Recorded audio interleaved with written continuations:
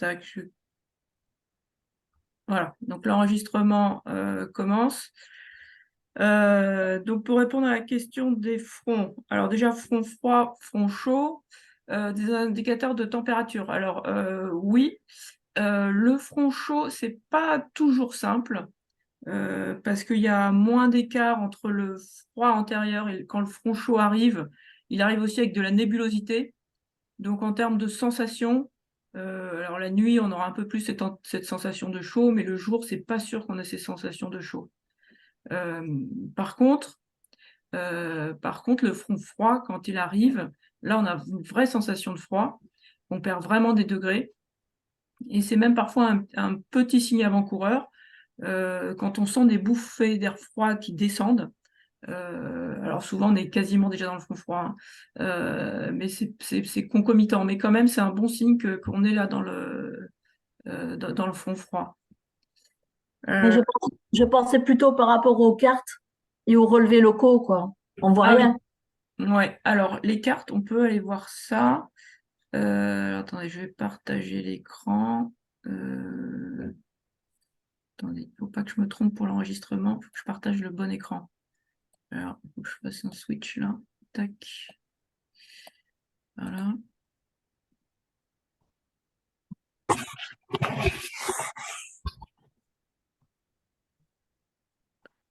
J'y suis. Donc, attendez, il faut que je partage l'écran.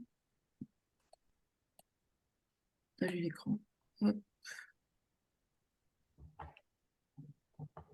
Voilà. Donc, normalement, vous avez mon écran là, c'est bon? Oui. Oui. Ouais, ok, super. Alors, pardon, voilà. On peut regarder. Alors, j'ai vu qu'il y avait une belle dépression qui arrivait là. Alors, j'ai vu ça. Tac. Voilà, par exemple, là, celui-là, on a un. Vous voyez la dépression là, hein, peut-être je vais la. Oui. Oui. Voilà. Là, la dépression avec le front froid, alors peut-être déjà mettre le vent, c'est plus facile. Voilà. Donc, vous voyez bien que il y a une belle cassure isobarique là, d'accord? Mhm. Avec le vent sud qui passe ouest. Donc là, on a très probablement un front froid qui se loge ici, hein. On peut aller voir la pluie, hein. On sait que c'est la marque de fabrique du front froid. Et là, on le voit bien, hein. Vous voyez, on a bien cette ligne de pluie. Donc, on est vraiment dans le front froid. Et la température, on peut le mettre là. La température, on la regarde en général à 850 hectopascales, c'est-à-dire à 1500 mètres. Les météorologues ne regardent pas la température au sol parce qu'elle est trop dépendante des petits aléas. Donc, en général, la température, pour avoir vraiment une idée de la masse d'air, on la regarde à 850 hectopascales. Et donc là, on peut voir, hein, dans le secteur chaud, il y a 10 degrés et dans le secteur froid, moins 3. Donc là, on a un vrai Ah ouais. contraste de température, hein. Alors, il n'y a pas tout le temps autant de contraste, hein, mais là, il y a un vrai contraste. Mhm. Ok. Et donc, ça, c'est typique, hein, d'un front froid. Et c'est une des façons, vous savez que les isobars, ils sont dessinés par les machines, hein, par les modèles numériques. Par contre, les fronts sont encore dessinés à la main. Et les météorologues, bah, ils s'appuient justement sur les cartes de température à 850, sur la nébulosité, enfin, comme on vient de faire, hein, les cassures isobariques. Bon, ils ont d'autres paramètres, mais c'est un des paramètres pour localiser le front froid. D'accord. Ça va pour la question là-dessus, hein? Oui, merci. Avec plaisir. Alors, du coup, je ne vois plus le chat. Comment je vais faire pour. Attendez, je vais juste sortir le chat. Comme ça. Ah oui, non, je ne peux pas le sortir. Ok. Pardon, je repartage l'écran.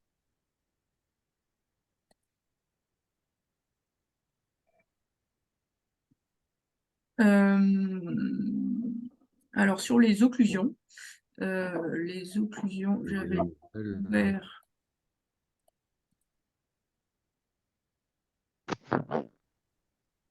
Bien. Alors, les occlusions, en fait, il faut considérer que petit à petit, tout l'air chaud du front chaud est rejeté en altitude. Et donc, une occlusion, pour nous, ce qu'il faut comprendre, c'est de l'air plutôt chaud qui monte. Donc, de l'air qui monte, qu'est-ce qui se passe? Bah, ça fait de l'instabilité, un peu moins que dans le front froid, mais ça en fait quand même pas mal. Et puis, la marque de fabrique, c'est que cet air chaud, enfin cet air qui monte, en montant, il se refroidit, donc il va saturer, condenser et précipiter. Et donc, c'est vraiment pour nous la marque de fabrique du front occlus, c'est de la pluie. Au niveau des nuages, c'est très difficile de s'y retrouver parce que finalement, c'est un peu un mix chaud-froid. D'ailleurs, c'est comme ça qu'il est représenté, hein, avec un mélange chaud-froid. Vous savez, au niveau des pitot, hein, il y a des petits triangles et des petits ronds, il est en violet. Et donc, du coup, c'est compliqué de s'y retrouver parce qu'il y a un peu de tout, c'est un peu stratiforme, un peu cumuliforme. Mais en tous les cas, ce qu'on peut retenir, c'est que c'est bien chargé en nébulosité et qu'il pleut. Ensuite, sur le vent moyen, il faut regarder l'écartement des isobars, comme d'habitude. C'est-à-dire qu'on peut avoir un vent moyen fort dans un front occlus. Tout dépend où est-ce qu'on est dans la perturbation. Et d'une perturbation à l'autre, ça peut être différent.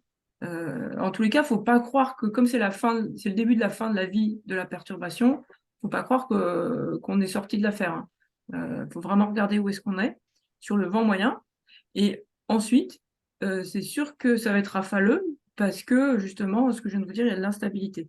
Alors, les fronts occlus sont plus ou moins instables, c'est pareil, ça peut vraiment varier d'un front à l'autre. Ça, on peut le voir en quelque sorte à la nébulosité. Si on a une nébulosité à caractéristiques plutôt cumuliformes, ben, on se doute qu'il va être très instable. Par contre, si c'est plutôt tendance stratiforme, même si on ne connaît pas bien les noms des nuages, c'est pas très grave. On peut se dire, bon voilà, c'est un peu instable, mais moins qu'un front froid.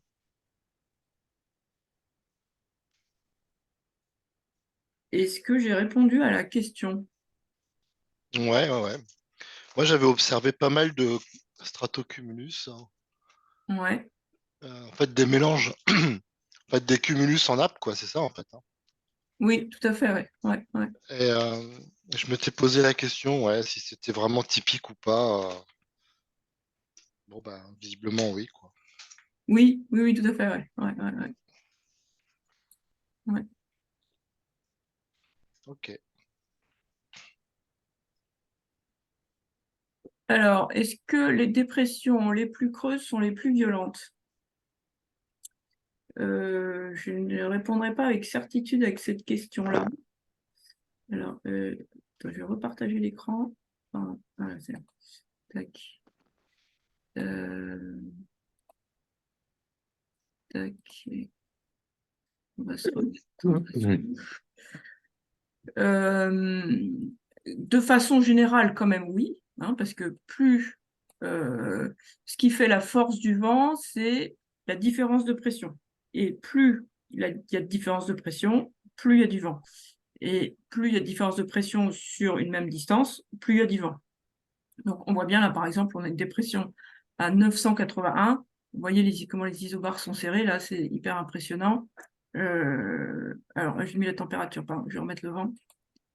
Voilà. Vous voyez qu'en termes de vent, là, on a 42 nœuds, donc il y a du vent.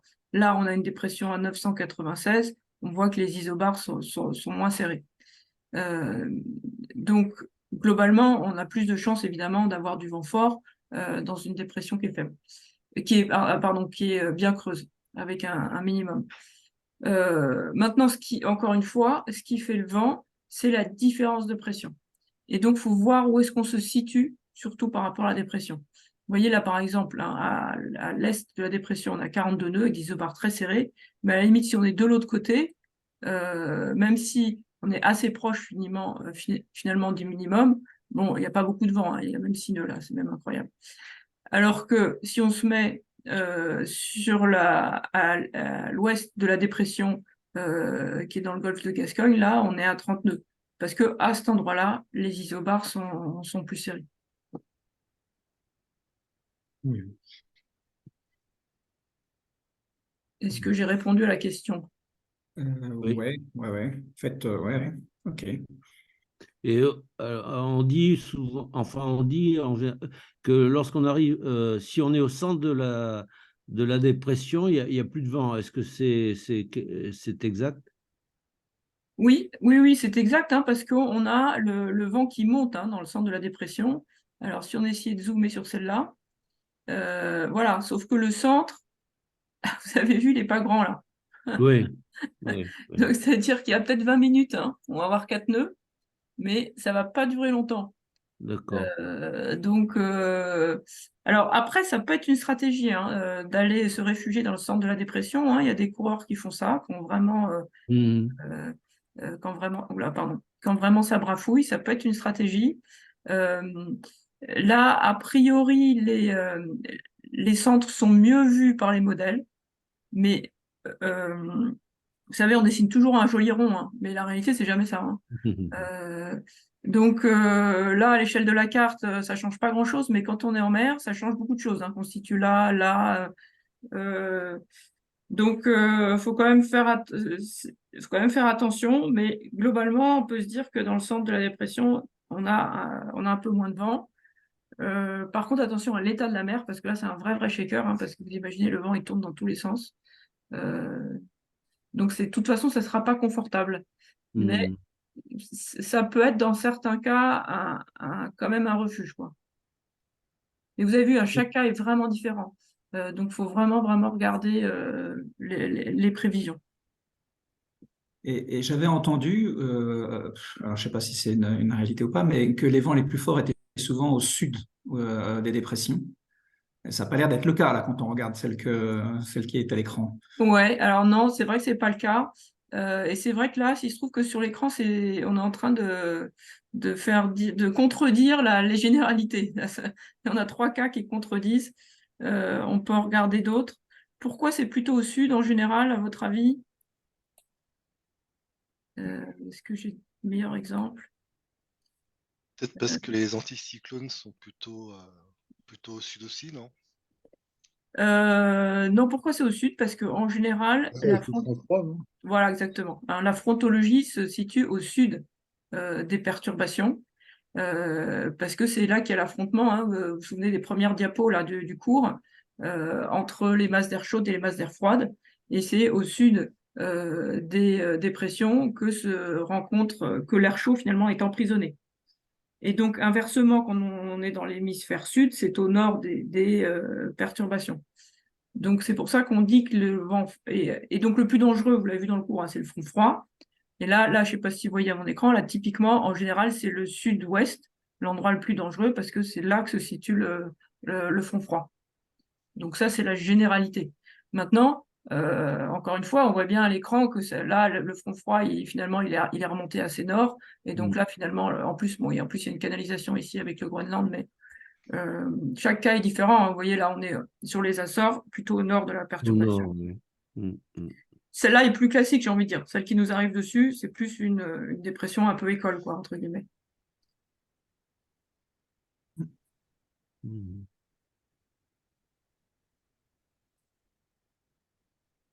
Ça va? Bon, disons que statistiquement, c'est plus dans le sud, mais qu'il faut quand même regarder de près à chaque cas, quoi. Ouais, exactement. Ouais, c'est tout à fait ça. Ouais, ouais. Il faut vraiment regarder où sont les fronts. C'est ça qui est super important. Alors, pour savoir où sont les fronts, alors évidemment, hein, le plus simple, hein, c'est de regarder sur une carte isobarique. Là, il y a un joli front froid qui est passé, je ne sais pas ceux qui étaient en Bretagne cet après-midi, là. On a eu Ouais. pas mal de pluie, et puis ça s'est bien dégagé au passage du front, donc c'était intéressant, c'était un joli cas d'école. Euh, donc, on peut regarder les cartes isobariques, c'est ce qu'il y a de mieux. Le problème, c'est qu'au large, on ne les a pas parce que ça prend trop de bandes passantes. Par contre, au large, on a les fichiers GRIB. Et les fichiers GRIB, il faut apprendre à repérer les fronts froids. Alors, on a déjà fait l'exercice, hein. Pour repérer les fronts froids, c'est d'abord toutes les cassures isobariques. Hein, là, on voit qu'il y a une cassure isobarique, c'est-à-dire que le vent change de direction brutalement. On voit un petit peu là aussi. Ensuite, si vous avez de la connexion, ce qu'on a fait, hein, regardez les températures en montant un petit peu à 850. Hein, là, on voit bien le froid qui arrive aussi. Et puis, c'est pareil, suivant la connexion que vous avez, Alors, les cartes radar, on ne va pas aller très loin, mais mettre la nébulosité. Et là, on voit bien aussi les fronts froids. Ça, c'est un bon signe. Mais vraiment, ce qu'on a à minima au large, c'est les cartes isobariques, pardon, les champs de vent. Et donc là, c'est vraiment un exercice à faire de bien repérer chaque fois les cassures isobariques. Dès lors qu'il y a une cassure isobarique, il y a un affrontement de masse d'air. Et un affrontement de masse d'air, bah, ça veut dire de l'instabilité. Alors plus ou moins, mais en tous les cas de l'instabilité.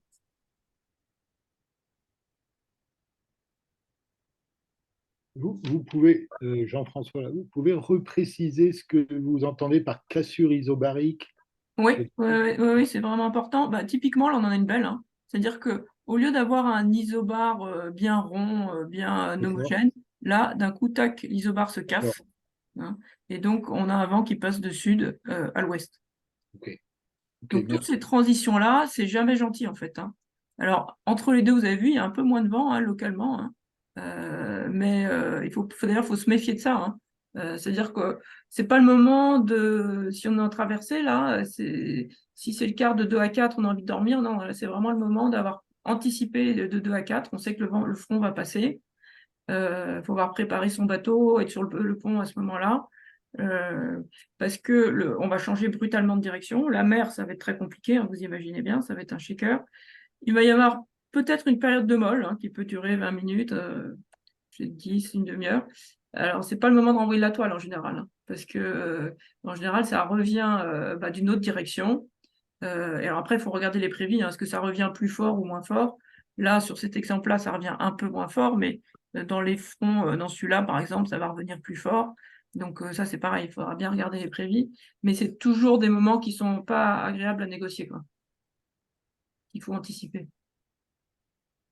Voire éviter, hein, un front froid de plus en plus, hein, même les coureurs au large, hein, ils savent ils veulent pas casser leur bateau. Et bon, après, ça dépend des supports, hein, mais de plus en plus, soit on va les chercher pour chercher la bascule, s'il n'est pas trop fort, mais s'il est trop fort, on l'évite, quoi, hein. Mais eux, ils vont vite. Nous, on va pas aussi vite que ça. En plus, ouais. Non, c'est vraiment, vraiment le truc à éviter, hein, et en tous les cas, à anticiper les fronts froids.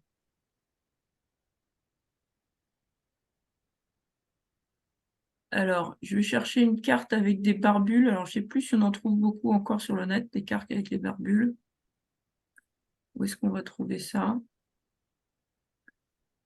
Pour répondre à la question des barbules, là.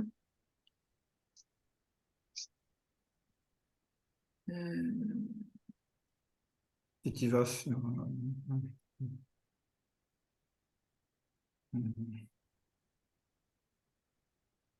Sur Météo Ciel, il y en a encore avec des barbules, je ne sais plus. De plus en plus, hein, vous avez vu, on fait des cartes animées. Non, Météo Ciel. T'as pas Adrena sur ton... Non, et non, non, non, je suis pauvre, je n'ai plus Adrena. Bon, enfin, les barbules, c'est assez simple, hein, globalement. Je les ai peut-être sur Squid. Le temps que ça se lance. Donc le barbule, alors il y a le sens de la flèche, il faut penser aux Indiens, hein. C'est-à-dire que les plumes sont à l'arrière et c'est la pointe qui indique d'où vient le vent. Donc une barbule, un trait long, c'est 10 nœuds, un trait court, c'est 5 nœuds. Et donc s'il y a deux traits longs, bah, ça fait 20 nœuds. Et voilà, comme ça on additionne. Et un petit triangle, c'est 50 nœuds. C'est, pardon? 50 nœuds, le petit Ah triangle. oui, d'accord. Ouais. Là, Voilà. ça devient sérieux. Oui, oui, là, ça devient sérieux. Alors, bon, j'ai lancé mon squid, mais entre la visio et tout ça, il a du mal à démarrer. Est-ce que j'ai suffisamment Oui, répondu à la oui, question des oui, barbules? Ouais. ça va. Enfin, pour moi, oui. D'accord, très bien. Ok. Ah oui, je vous avais enregistré le front qui est passé cet après-midi. On l'a là. Tac.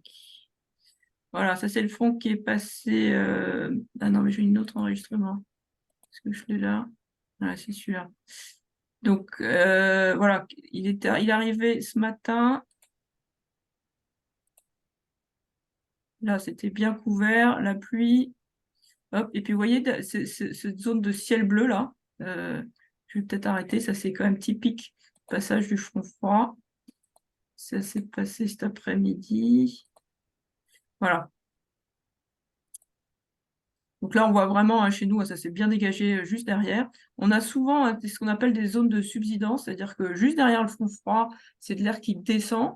L'air qui descend, il se comprime, il se réchauffe et il s'assèche.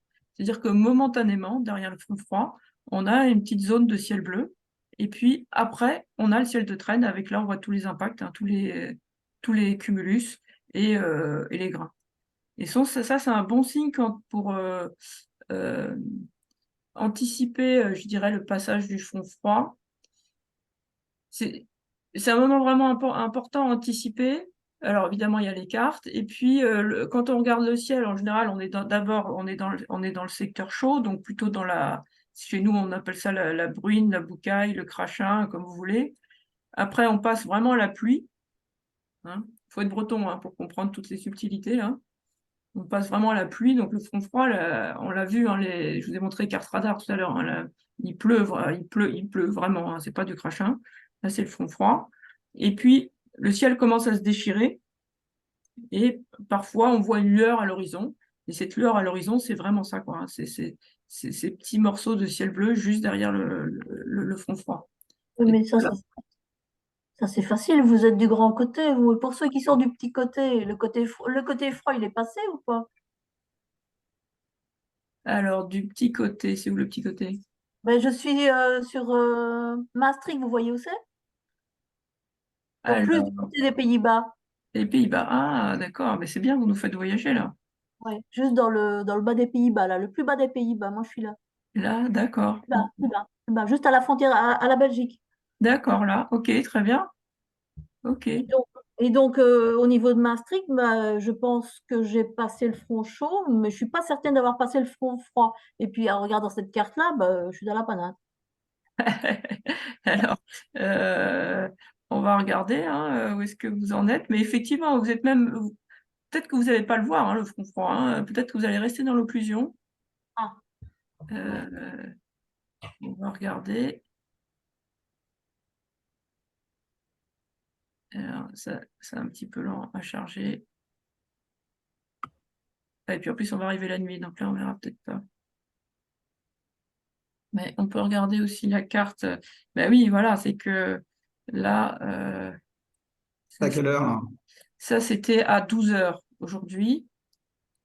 Et ben voilà, c'est ça. Donc vous êtes dans l'occlusion là. Donc effectivement, D'accord. malheureusement, vous avez encore des nuages. Mais bon, tout s'arrange, hein, ça finit par passer. L'année prochaine. Mais non, mais c'est intéressant votre question parce qu'on voit que suivant où on en est dans la perturbation, évidemment, on vit pas la même chose, quoi. Hein. Voilà, ça c'est le front froid qui est passé cet après-midi-là. Mais avant cet après-midi-là, avant c'est-à-dire ce matin ou cette nuit, on était en secteur chaud ou on était en occlusion? On était alors le secteur chaud là, quand on le voit là, il n'est pas immense, mais a priori quand même, on était en secteur chaud, surtout pour le nord de la France. Après le sud, faut regarder la carte satellite. Et, et Là, en, ouais. Voilà, en et même en, temps, il y a des nuages partout là. Mais et en, pardon. en baie de Quiberon, on était. Parce que c'était pas évident en fait, j'ai trouvé. Non, non, non, je suis d'accord, c'était pas si clair que ça. Euh, mais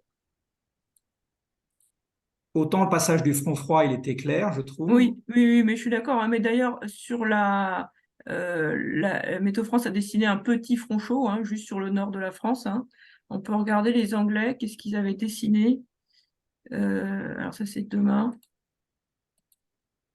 Ah, les Anglais, pareil, hein, ils avaient dessiné juste un petit front chaud là, hein, sur le nord de la France. Donc effectivement, nous, on a eu surtout ce passage de front froid. Et avant, c'était pas si caractéristique d'un secteur chaud, je suis d'accord. Hein. D'accord. Ok. C'est rare de voir ça d'ailleurs. Hein. C'est pas des organisations très classiques. Hein. En général, on a plutôt des choses comme ça. Hein. On va regarder s'il y en a d'autres. Et d'ailleurs, on voit que c'est un peu le bazar là. Il y a un peu de tout là. Vous avez vu les Anglais? Ils ont marqué derrière le front froid des fronts occlus, peu actifs. Bon, en gros, il y a beaucoup de nébulosité, quoi. C'est ça qu'on peut se dire, hein. Vous voyez la différence, hein, entre une carte anglaise, donc ça c'est lundi à 12 h, donc derrière le front froid, il y a tout ça là. Et Météo France, il y a juste un front. Bon, et en même temps, quand on regarde la carte satellite, on comprend que c'est compliqué, hein, il y a un peu de tout, quoi, hein. Voilà, je regarde s'il y a il n'y a pas des dépressions plus classiques là. Voilà, ça c'est la U, là, c'est une dépression qui est déjà plus classique, hein, avec le front chaud, secteur chaud, front froid, et les suivantes aussi. Ok. Est-ce que ça va pour les perturbations, les fronts? Je regarde les questions. Est-ce qu'on passe au thermique? Oui. Alors, le thermique, c'est une excellente question, hein, entre anticyclonique et instabilité. En fait, c'est un peu contradictoire parce que pour avoir du thermique, il faut qu'il fasse beau, donc plutôt anticyclonique. Alors, il faut qu'il y ait un contraste de température, donc il faut qu'il fasse beau, donc plutôt anticyclonique, d'accord? Mais le problème, c'est qu'il faut qu'il fasse beau, mais aussi, il faut qu'il y ait un peu d'instabilité pour que l'air puisse monter et descendre, et pour que la boucle puisse se faire. Et donc ça, c'est vrai que c'est un peu paradoxal. Et donc finalement, les situations idéales, c'est quand on a c'est quand on a un résidu d'instabilité, un front froid qui est passé la veille ou il y a quelques jours. Donc la masse d'air est encore un peu instable et le beau temps s'installe.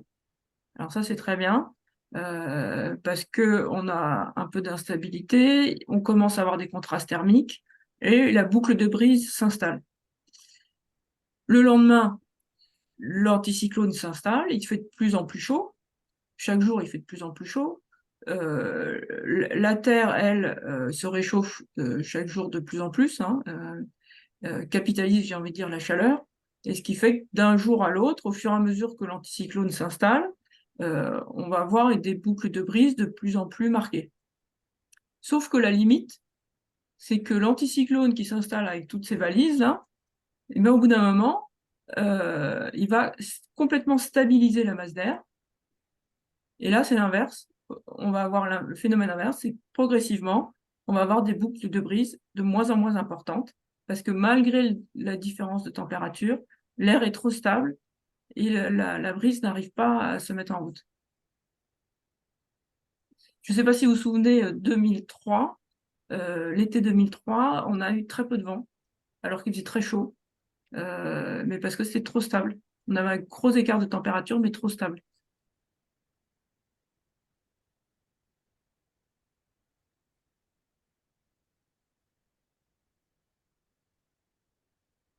Oui, ok, c'est plus. Ok, je comprends mieux. Oui, mais c'est pas simple, c'est bien d'avoir posé la question, ouais.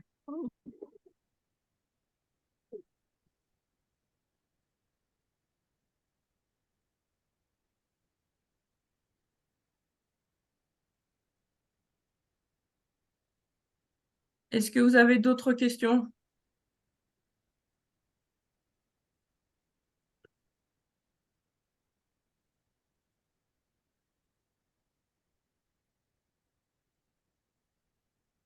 Oui, quand est-ce qu'on a ce qu'on appelle, je crois, une avancée maritime, c'est ça? On parle d'avancée. J'ai oublié. J'ai peut-être une Les confusion. entrées maritimes, non? Oui, les entrées maritimes, voilà. Ouais. Je ne sais pas très bien les entrées maritimes. Bon, voilà. Ouais. Non, je ne saurais pas vous répondre. Est-ce que c'est de la brise? Non, je ne sais pas. Désolée. Euh, ouais, moi, je voulais juste une précision sur les diapos, c'est Didier, hein, sur les diapos 4 et 5 concernant les brises thermiques, là, Ouais. brises diurnes et nocturnes. Est-ce que je comprends bien les choses, c'est-à-dire que à chaque fois, le courant d'air se crée de la terre vers la mer, Ben non. ou il y a une inversion entre les deux? Ben oui. J'avais un doute là, parce qu'en fait, les deux affirmations sont identiques sur la diapo 4 ou 5, je sais plus. L'air vers la mer est créé et un courant de pente de la terre vers la mer. Et puis, sur la brise nocturne s'établit de la terre vers la mer. Alors, est-ce que c'est à chaque fois la même chose pour les deux brises en question? Alors, oui, alors je me remets sur le cours. Attendez, je vais partager l'écran, ça sera mieux. Sens inverse. Tac. Bah oui, c'est pour ça que j'avais un doute là-dessus.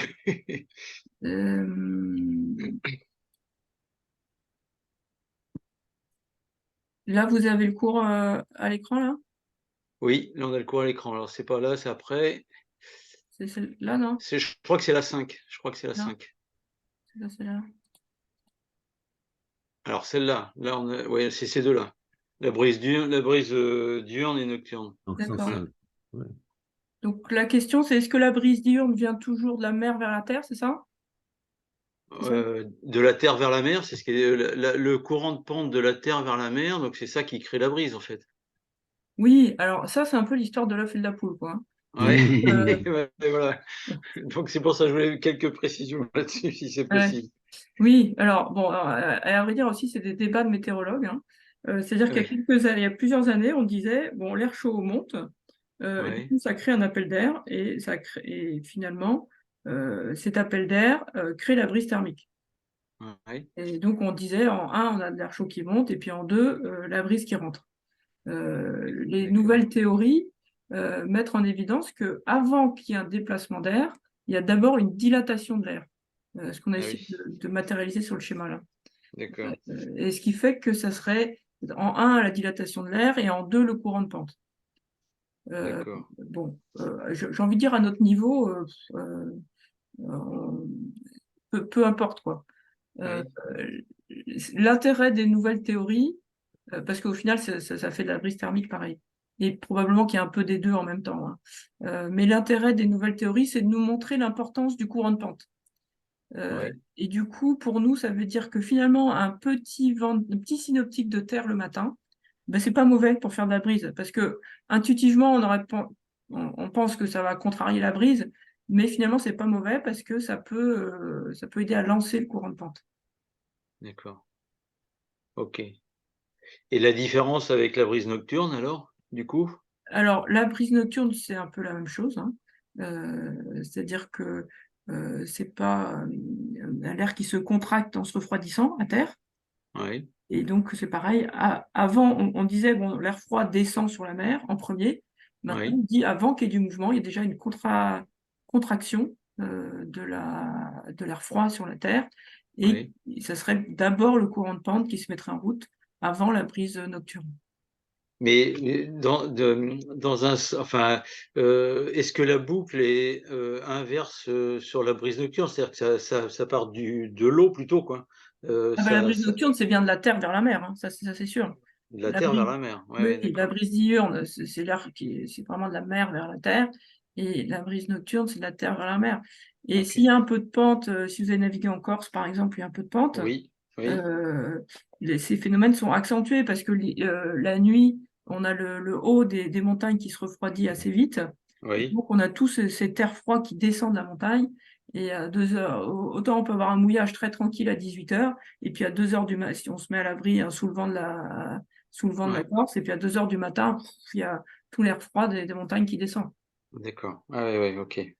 Donc c'est inverse entre diurne et nocturne quand même. Ah oui, oui, oui, et puis Oui, ça oui, fait d'accord. une rotation, est-ce qu'on l'a là? Je me souviens plus. Parce que c'est ça que enfin, je voyais pas sur l'explication sur les deux diapos, j'avais un petit peu de mal là-dessus. Ah oui, oui, Ok, oui, non mais ouais, c'est bien de préciser, vous avez raison, c'est important, hein. ouais, ouais, Euh, la Toujours dans le brise, sens des aiguilles d'une montre. voilà, la brise, ça n'arrête pas de tourner, hein. voilà, c'est ça, Que, d'accord. au début, elle vient de la mer vers la terre. Avec Ouais, Coriolis, elle tourne à droite. Elle ouais, s'arrête un peu pendant une phase de maturité, là, à peu près 15-18 heures, où elle est ouais, presque parallèle à la côte, hein. mhm, Après, elle mollit, elle continue à droite, ça mollit. vers 2 heures du matin, on a la brise diurne qui se met en route. Ouais. Elle forcit vers 6 heures du matin, à peu près, en tournant à droite, et puis après, ça mollit. Une zone sans vent, un moment, pardon, sans vent, une période sans vent, et puis après, Ouais. ça tourne pas. D'accord, ok. Oui. Ok. C'est pour ça qu'il faut vraiment l'anticiper, la brise. Oui, pour les mouillages, c'est une des questions du quiz, là, oui, c'est ça. Oui, Oui, oui. d'accord. C'est-à-dire c'est jamais très dangereux, mais il faut quand même il faut savoir être mobile. Il faut Oui, savoir oui. jouer en fonction de la brise. Ça va pas être le même mouillage pour se baigner ou pour passer la nuit ou pour prendre l'apéro, quoi. En gros, c'est ça. Oui, tout à fait. Ok, Euh, ok, merci. Oui, Pierre-Yves. Je voudrais revenir sur le courant de pente, parce qu'effectivement, vous avez cité la navigation en Corse, qui me semble probablement un bon exemple. Est-ce qu'on peut, parce qu'un courant de pente, en général, il est plutôt en altitude. Ouais. Donc, si on est, je dirais, en pleine mer, ce courant de pente, enfin, pas en pleine mer, non, mais je veux dire, par exemple, à 10 000 des côtes, ce courant de pente, il n'a pas d'effet. Par contre, si on est effectivement près d'une côte où il y a des reliefs comme en Corse, là, ce courant de pente peut être important. Ah, oui, oui, alors faut distinguer le courant de pente et ce qu'on appelle les vents catabatiques, c'est les vents qui descendent euh, il faut bien distinguer les étages. Le courant de pente, il est Oui, en hauteur, hein, et là, oui, c'est oui. l'air froid qui descend Oui, du oui, relief. oui, oui, oui. Donc, Ben, oui. le Courant de courant, pente, on peut les avoir en début de phénomène de brise, que ce soit nocturne ou diurne. le courant qui descend le relief, ça c'est la nuit, parce que c'est de l'air Mm. froid qui descend le relief. Et Donc, évidemment, plus il y a du relief et plus c'est froid, plus ça va descendre vite. mm. Le plus fort, c'est ce qu'on appelle les vents catabatiques en Patagonie. Là, Ah parce oui. qu'il fait vraiment très très froid, hein, des glaciers, et là on a des courants, des vents à 40, 60 nœuds qui descendent des glaciers. Donc là, D'accord. on n'a pas ça chez nous, hein, Non. Non. heureusement. Mais voilà, et puis évidemment, plus on va s'éloigner de la Terre, moins l'effet sera important, c'est sûr. D'accord. Ça va? Oui, oui, très bien. Oui, oui.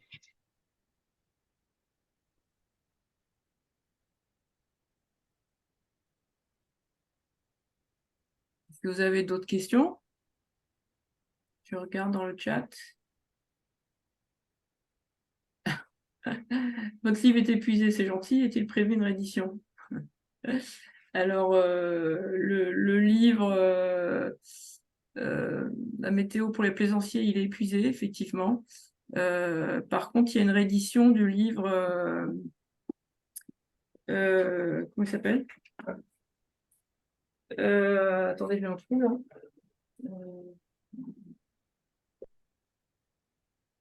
Voilà, celui-là, il y a une réédition là, qui est en train de sortir là. Comprendre la mer et la voile. C'est la 4e édition qui va sortir en janvier. Alors qui est moins météo, hein, qui est plus pour toute la famille qui navigue, et où il y a un peu de tout, de la navigation, de la météo, et voilà, il y a un petit peu de tout pour le jeune navigateur. C'est un très bon cadeau de Noël, hein, j'en profite pour faire la pub. Tu as raison. Voilà, est-ce qu'il y a d'autres questions? A priori, non. Très bien. N'hésitez pas, hein, sur les forums si vous avez des questions encore cette semaine. Et éventuellement sur le groupe WhatsApp aussi, là, vous pouvez poser vos photos de nuages, même après, hein, il n'y a pas de problème, hein, donc ça continue à vivre. Il y a un groupe WhatsApp? Oui, il y a un groupe WhatsApp météo ENVSN. Ok. Le lien, il est où? Il est. Où est-ce qu'on va trouver le lien? Dans la médiathèque, je crois. On peut aller voir si vous voulez. Partager l'écran.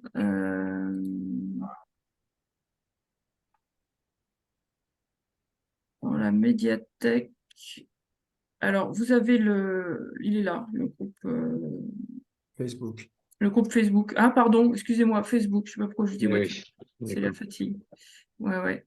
Voilà, le groupe Facebook, voilà, vous pouvez partager vos photos. J'essaye de répondre, alors pas toujours en instantané, mais en général, je finis par répondre. Voilà.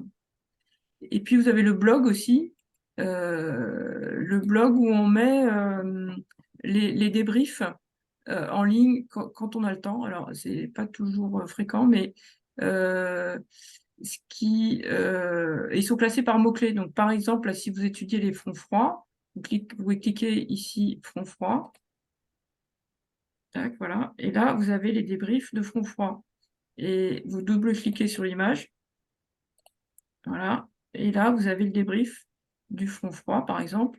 Et vous voyez, notamment, là, on voit bien la rotation du vent qui passe du sud à l'ouest et au nord-ouest en très peu de temps. Vous avez dans le même département, on a les 3 vents là.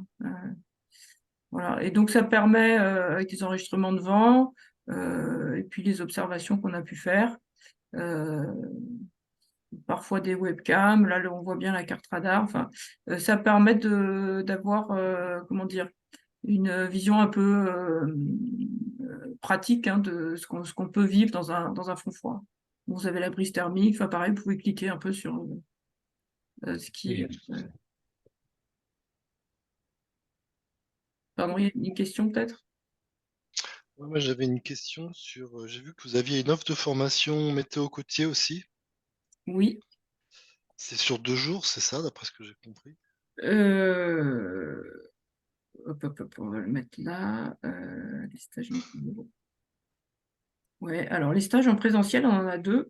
Il y a le stage météo côtier sur 2 jours et le stage météo turier, pareil, sur 2 jours. Le météo côtier, il est en présentiel. Le météo côtier, on le fait avec un ingénieur Météo France. Il est très typé météo. Le contenu est assez similaire à ce qu'on a fait là pendant le cours en ligne, mais de façon un peu plus détaillée, parce qu'on est 2 jours ensemble. Le météo hauturier, il n'est pas comme son nom l'indique, il est typé hauturier. Globalement, il y a les matinées qui sont dédiées à la météo et les après-midi au routage. Et donc, on le fait avec un routeur professionnel. D'accord. Il faut avoir fait météo côtière avant d'aller au météo. Non, c'est pas obligatoire. C'est mieux si vous l'avez fait, parce que on serait plus à l'aise sur la partie météo, ou alors avoir fait le cours en ligne, c'est parfait. Si vous avez fait le cours en ligne et puis qu'après vous inscrivez au météo tourier, ça c'est parfait. Parce que comme on va vite du coup sur la météo, de façon à pouvoir faire des exercices de routage. D'accord. Et sur les formations en ligne, donc là, on fait la météo marine, donc météo kite qui est un peu plus typé kite, et puis aussi, s'il peut vous intéresser, si vous voulez avoir un peu plus d'informations sur les phénomènes à petite échelle, passage de grains, et choses comme ça. Et puis, un cours sur les vagues, parce qu'on parle toujours du vent, mais finalement, les vagues, c'est aussi un élément accidentogène, et donc pour mieux comprendre les vagues au large et à la côte. Ça, c'est une formation en ligne? Oui, ça c'est en Ouais, ligne. c'est Jean-François là. Oui, parce Voilà. que j'avais justement une question par rapport à ça. Sur les perturbations en deuxième semaine, là, il y avait un petit exercice à la fin là, d'interpréter l'état de la mer, du vent et tout dans 3 points de la dépression. Et il y avait une question sur les vagues, mais il n'est pas corrigé derrière, sur l'état de la mer en tout cas. Et justement, je me disais qu'on n'abordait pas tellement l'impact justement sur l'état de la mer au Ah cours ouais. de ce Oui, cours. Donc oui, ça vous avez m'intéresse. raison, hein.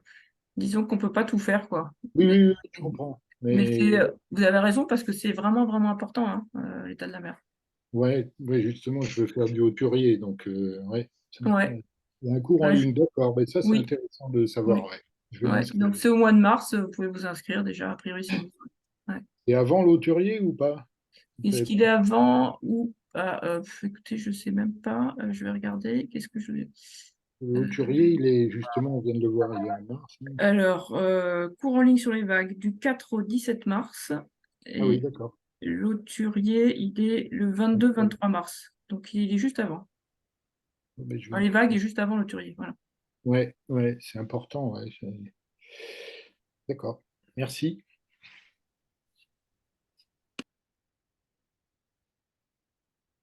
Est-ce qu'il y a encore une question qui vous empêcherait de dormir?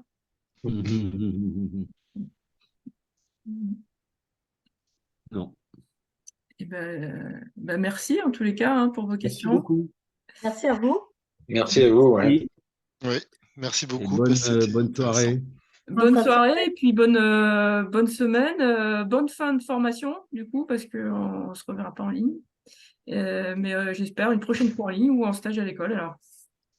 Avec plaisir. Avec Avec plaisir. plaisir, ouais. Merci Au revoir et beaucoup. bonne soirée à tous. Bonsoir à Au tous. revoir. Merci, bonsoir. Au revoir.